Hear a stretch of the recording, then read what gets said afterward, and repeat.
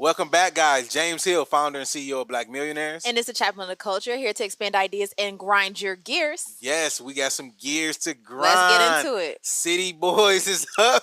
Here we go. No, man, but let's break down the Kandi Burruss situation. I was going to say, so Kandi Burruss has agreed to pay her ex-husband, and it's a very specific number, $426,388.77 in their divorce settlement. Todd will also walk away with 5 cars, including a new Porsche 911. 911, girl. Don't call it 911. I don't know cars like that. Yeah. I be calling the cops. No, a new Porsche 911, G-Wagon, and Range Rover. So, you thinking City Boys up? No, the City Boys actually is taking the L on this, if we're really being honest. Because she had a faulty prenup, and I spoke about that from the jump. What made it faulty is not, the terms of it or whatever. Well, it was a few terms that, that I heard that was, pretty bad. Like, one of the terms said, like, if Ty get hurt or is unhealthy or sick or something, she can just leave with, like, with nothing, and he gets nothing. And I'm just like, no woman would sign that. So it was that, but it was also the timing. So she signed it. It was on TV, so that's a red flag. So he could have said, hey, this is just for TV. I didn't know this was like a real thing. And it was like last minute pushed on him while he was getting dressed for the wedding or wedding reception or one of them. Like, it was something like that. So those are big red flags in like real life, which is why he was able to contest it and get the amount that he got. But if we really being honest, I don't know Kandi's, her finances is, online it says she's worth around $30 million. Now, net worth and actual assets and cash is a lot different. So what her liquid position looks like versus if she sold all her royalties, all her rights, and all her stuff, she might be up in that $25-30 million range. So him only walking away with, $426,000 and 5-6 cars. And you think he could have got more? He could have got a lot more if he would have pressed the issue. He let her go, gracefully, in my opinion. I know people not going to believe that. Mama Joyce is sitting back rubbing them chops. Listen, I think this is a new time, a new era where we're seeing women be like the one to pay out, right? Yeah. And I don't mind that, because if Kandi did support his lifestyle, then that was her choice to support his lifestyle. It was his choice to be supported by her. For me, Todd, if you ever listen to his rhetoric, he is so, I'm the man, and as the man, your woman should do this. He is very... He's acting like he makes the money. Exactly. Or he's just acting like just because the nature of her womanhood, she should do certain things. Yeah. And it's like, okay, that's fine. If you want to go nature versus nurture, then as the man, shouldn't you just let her continue to live her life and not take any money from her as the man? So for me, I don't like the double standard for Todd. I can pull up like 25 clips right now for Todd. 25 is a lot. Literally, as a man, and a woman should, and maybe he was overcompensating, because it is tough to date a Kandi Burruss. Let's be honest, she's a boss chick. Yeah, she's famous, she's rich, she's beautiful. It's not like she got a flaw. Right. She don't really have no flaw other than, like, they say she worked too much, she worked too hard, she be away from her kids, all this other stuff. But so she's checking all the boxes that a man would say he wants, especially men today. But, a lot of men can't handle that with their ego. Now, to me, I think Todd did a real good job of managing his ego. Staying married to her this long says a lot. What, they've been together, 11 years? I was going to say, 10 years, 11 years. So that says a lot. They probably had a rocky relationship, the last few years. So we just gonna give them 9 good ones. You know what I'm saying? Probably 7. right. That's a good. But let's just talk about the money, for example. Okay. Maybe this was the liquid cash that they divided up. So they divided up the quote unquote real property, and maybe this was the liquid cash. So if we really just looking at it from a pure economic and income perspective, Todd is walking away with $426,000 pre-tax. Yeah, like that's not a little bit of money. That's a lot of money. That's the equivalent to you making $1 million. Why you say income. that? Because when you make money, the higher the amount you make, the higher you pay in taxes. Right. So we have a progressive tax system, meaning the people that when you make 50, you pay a certain tax. Mm-hmm. When you make 100,000, you pay a certain tax on that income that is above that amount. So when NFL players, for example, make $1 million, have $1 million signing bonus, they only get like 600 or 500, depending on the state. Because especially if you're in New York or one of these states with these very high taxes, you got to pay federal tax, you got to pay state tax. So with him walking away with $420,000 cash, $26,000 cash, that's the equivalent to him making like $900 to $1 million in income for a year in cold hard cash. So that is good. 5 cars. They had 10 cars. I was gonna say this is ridiculous. Let's read through the cars. I'm you read through the cars because I already messed up. You just said the Porsche 911. I'm like, it's the cop Porsche. Okay, so the vehicles awarded to Kandi in the divorce decree is a 2022 Bentley SUV. So that's the Bentley Bentayga. They only have one SUV. Okay. So that's the Bentley Bentayga. That's the same one Pinky had. I was gonna say, listen, y'all need to stay away from these. Y'all successful black women in Atlanta, stay away from these Bentleys. Love a Bentley. It ain't going good. Child. Okay, a Cadillac Escalade. I like that one. I love the Escalade. I was going to say. It's a good family car. Yeah. You got the kids. Let's be honest. We black. We like Cadillacs. Yeah, that Cadillac, that gets you through it, right? Okay, a Porsche Cayenne. Those are really nice. That's like the I think that's like the SUV type of Porsche. Okay, truck. so like I think that's the Porsche truck. So we got 3 SUVs so far. Yep. Ford F-250. Golly, what you pulling back there, Kandi? Ford F-250. That's the big version of okay. Okay. And a classic 1963 Camaro. I like that. I know Ty was probably hurt. I was about to say. That was his crown with you. Vintage. Yes. Okay. So the vehicles that were awarded to Todd include a Mercedes G-Wagon. Okay. Okay. Okay. He started out strong on y'all. Nah, he did. The Porsche 911. Okay. 2023 Range Rover. Okay. Okay. Ford Bronco. Broncos ain't bad. Yeah. Right, it's mid. And a Lincoln, the Transit van. So like, the whole family can get in there and whatever. Okay. So, but now it to be fair, like, Todd always had a kid. So wow. He probably need that. I guarantee you that Kandi walks away with his kid too. No. Well, I think up here it says they fully the custody is fully shared but split with authority. So they share full custody together. Mm-hmm. So there's not like I gotta have them on the weekends. For sure. It's 50s with the kids as far as who chaperones or supervises or something like that.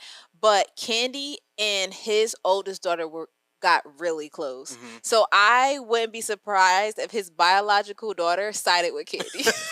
They throw Todd under the bus. Okay, so Kandi and Todd agreed to joint legal and joint physical custody of their 2 minor children. So they have 2 kids together. Yes. Okay. But Kandi has the final say on non-emergency medical plus educational decisions. So she can just say, hey, they're going to this high school, they're going here, they're playing on the football team, they're not doing this. Okay. Todd has the final say on extracurricular activities and religion. Wow. Well, I guess Todd can say, they playing football. So that was a bad example. So she does the school, he does the extracurriculars. And religion. Which is an extracurricular. Yes. Kinda, yeah. It's, the strict rules on children and media. You want to go over that? Like, you want to talk about, like, their rules on the media? It says, due to the parents' public visibility, the court-approved parenting plan places tight restrictions on media exposure. That makes sense to me.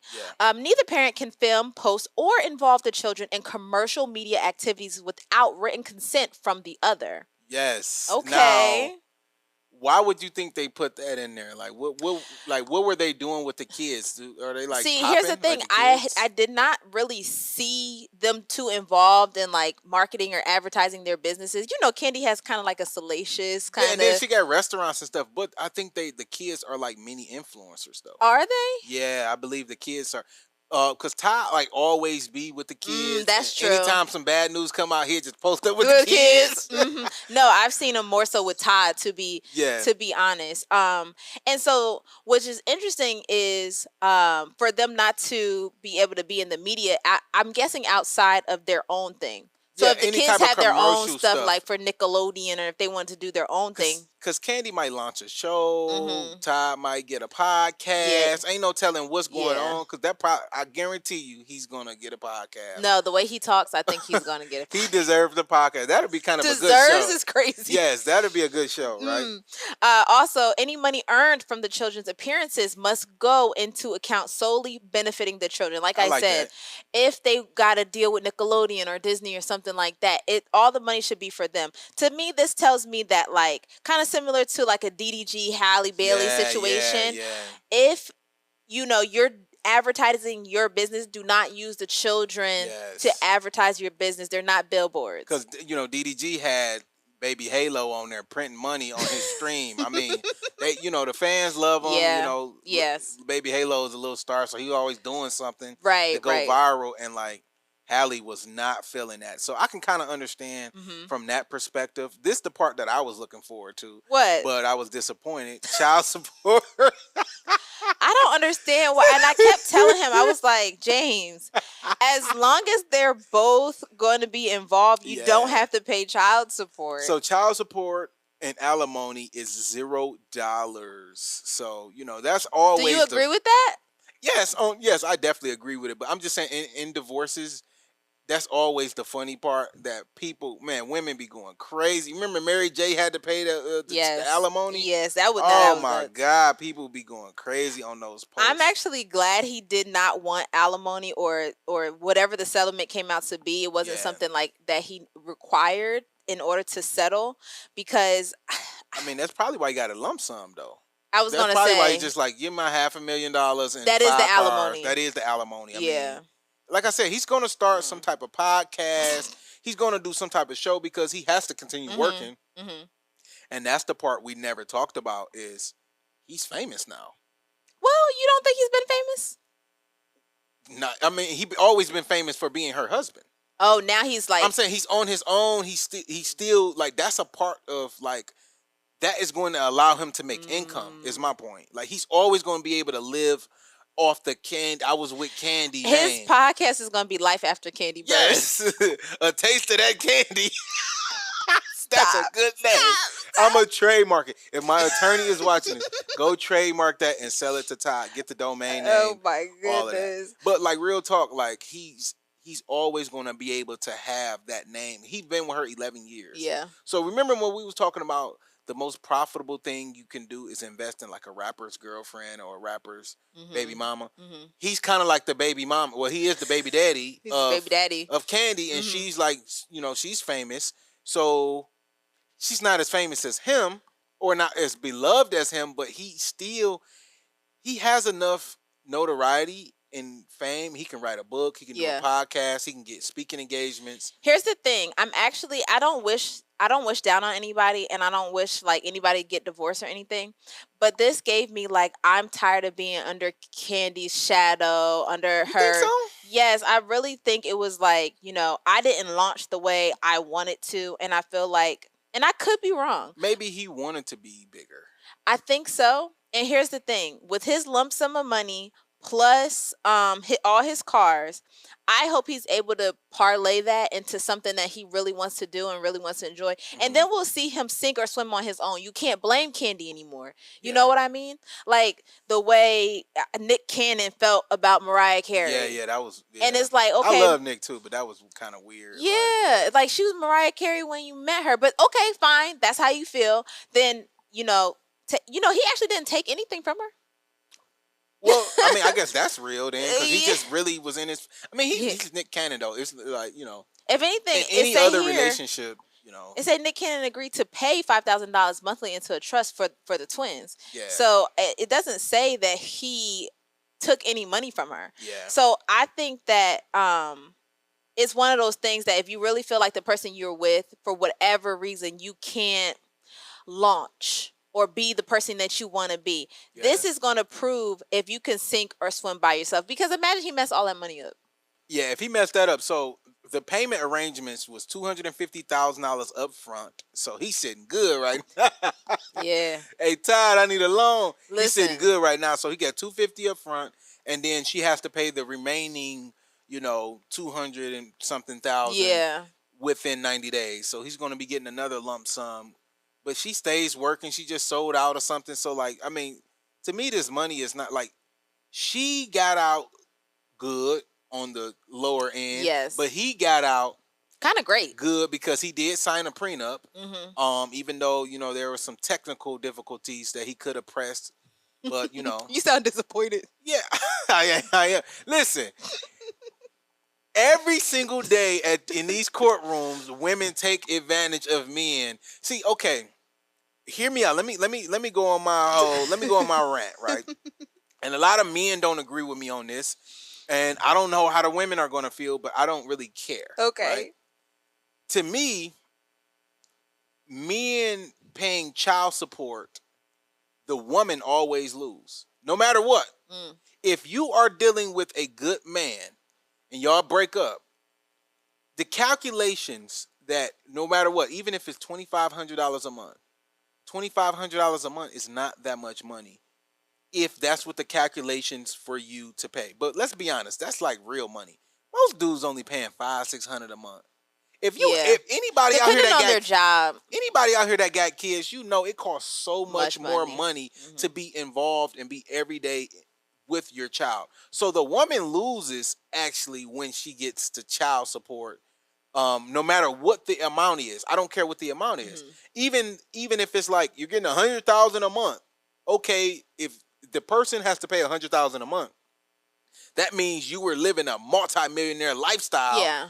So actually, you're still downgrading. So child support to me, the way it's set up, it hurts women, right? Because and it hurts the kids, and the man get off so easy by just getting on child support because no matter what you make, men are going to hate you. Men get off easy. Now on the flip side, alimony, marriage, women take advantage of men all day, taking half of your assets, and you got to pay her in some states, in some situations, alimony for the rest of her life. Even though when she get her a young tenderoni that's tearing her up, doing moves you couldn't do because you was 45 and old. You blew out that hip. You blew out your hip back in the day.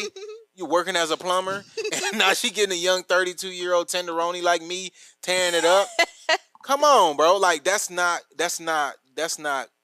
good. Well, and you got to pay her alimony forever. That's what I was gonna say. Or I think it varies state by state, right? Yes. But when you're supporting somebody's lifestyle, then it's like to break up, and then you have to be married for a significant amount of time, which I think is important too. You can't just be married for a year and then be like, oh, it didn't work out. I want half of everything for the rest of my life. That's the biggest scam ever, and that's a lie that I think a lot of guys think. Like, oh, you're going to take me for everything I have. Like, no, not necessarily. I mean, if this doesn't work out 2 years in, I'm not owed anything. But I mean, it depends though. A lot of dudes they not doing no prenup, and it's also a lot of dudes don't fight in court. So when a woman filed for divorce, he not showing up. He not doing. Yeah. So when the judge award your 401k, the house, and the dog, now you sitting there. Oh my God, why did the judge abuse me like this? Whatever, the laws or whatever. Men don't want to go hire attorneys. They don't want to pay attorneys fees, and they get robbed down at that courtroom every single day. Because they don't want to fight their women because they just feel like it's a losing game. It's a lose-lose situation, even though it's not. It's not. I was gonna say, if anything, I think the court system and handling it this way because it's important to note that they submitted their settlement to the court. It wasn't a situation where it was the judge had to decide because they just could not get it together. They said these are going to be the terms of our divorce, which I like that because they took ownership of it.